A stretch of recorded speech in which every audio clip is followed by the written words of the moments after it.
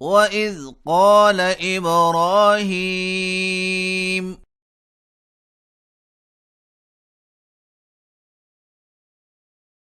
رب اجعل هذا البلد آمنا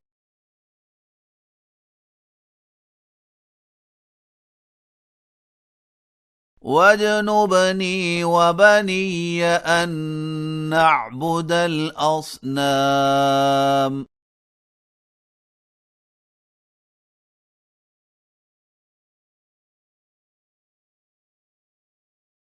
رب إنهن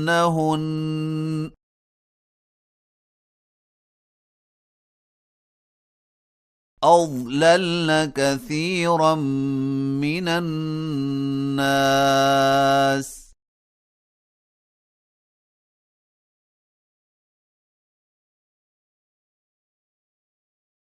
فمن تبعني فإنه مني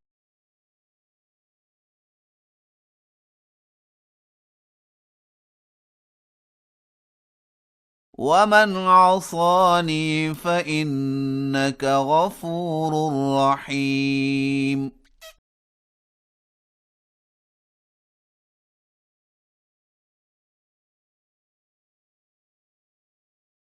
ربنا إني أسكنت من ذريتي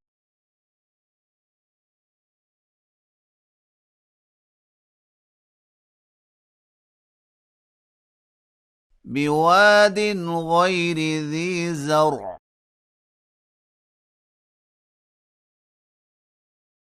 عند بيتك المحرم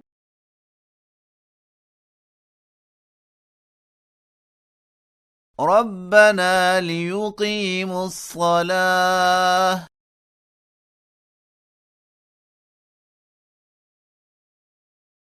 فاجعل أفئدة من الناس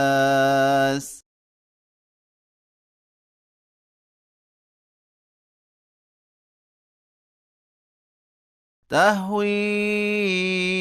إليهم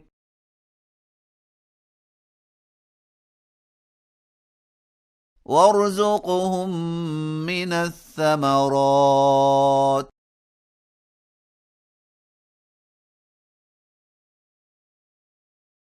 لعلهم يشكرون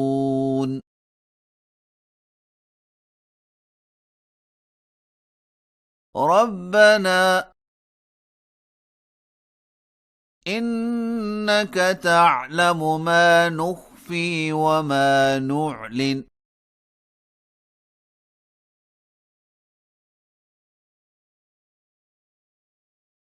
وما يخفى على الله من شيء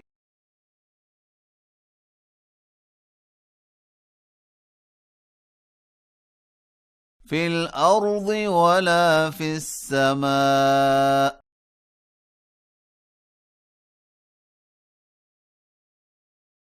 الحمد لله الذي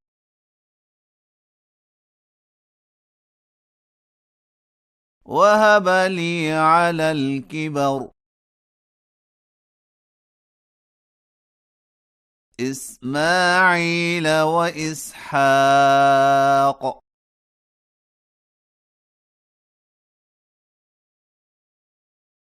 إن ربي لسميع الدعاء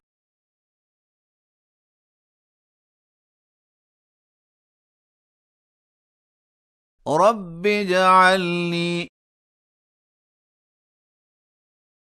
مقيم الصلاة ومن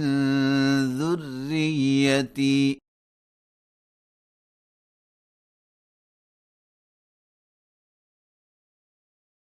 ربنا وتقبل دعاء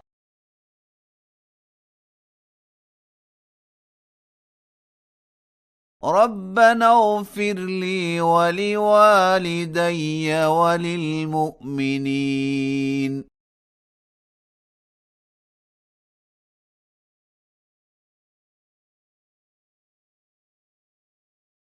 يوم يقوم الحساب